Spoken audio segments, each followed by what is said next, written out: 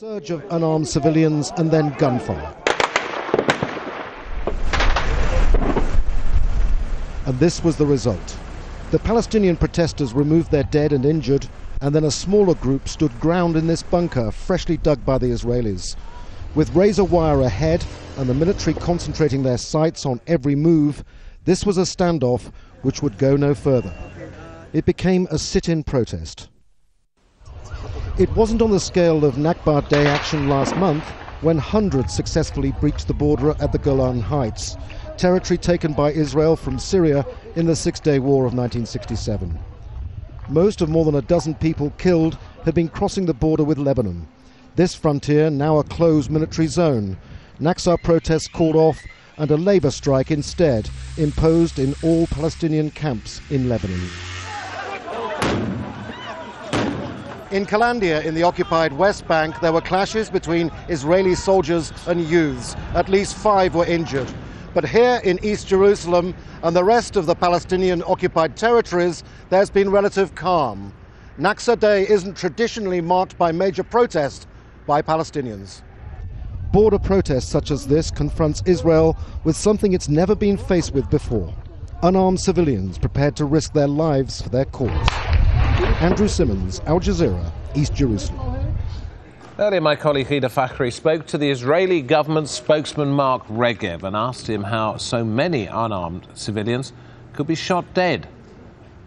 I'd remind you that we, through loudspeakers, urged them not to approach the border. We fired shots in the air. We did all the regular police things. We only fired live rounds as a last resort when these people simply couldn't be stopped. Well, you call them a mob. All reports suggest that they were unarmed civilians simply approaching that demarcation line, and soldiers opened fire at them. They were throwing stones, hurling some rubbish across the fence, but no one apparently crossed it. Are the soldiers on edge, or do they have clear, specific orders to shoot and kill? No, their orders are to act with the greatest possible restraint. But as you yourself said, they were throwing rocks and other projectiles. They were trying to force their way into our country. And once again, I'd remind you, there's a legal state of war between Israel and Syria. And these people are enemy nationals. They're trying to force their way into my country. Obviously, I think any member of the United Nations would have acted as we did. You just can't force your way into a country. Now, they were warned, not once, not twice, but repeatedly, and yet they still persisted. But they weren't forcing their way. They weren't forcing their way into a country. This isn't Israel's border. You know as well as I do that the Golan has been occupied since 1967. It is quite irrelevant if Israel has annexed it or not. It remains a territory that was illegally captured by force in 1967.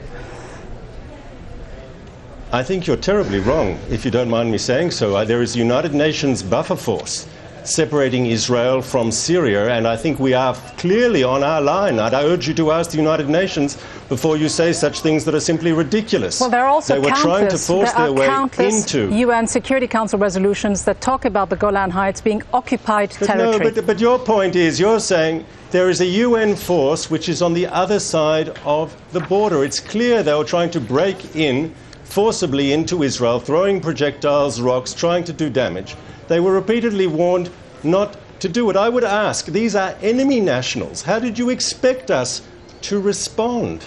Enemy nationals violently trying to break in to my country. Did you really expect any other response? They were warned repeatedly. Sir, I was not talking about a UN Israel, force. Not to approach the border. I was simply taking you on the point that where you mentioned that this was Israel's border and that they were trying to break into that border. All reports from the area say that they were simply waving Palestinian flags. They threw rocks, threw some trash over the fence, but did not attempt to cross it. If you are showing maximum restraint, how do you then explain the killing of so many unarmed civilians? First of all, we have to look and see exactly what happened on the ground. When people are violently trying to enter your country to tear down the border, and don't take my word for it, look at the pictures. Look at the interviews these people have been giving. They say deliberately, we are going to tear down the border fence and enter Israel. I mean, it's very clear exactly what happened. And I would ask you, you have people who are violently trying to enter someone else's territory. We are within our total legal rights to prevent that from happening. They were repeatedly warned not to do so.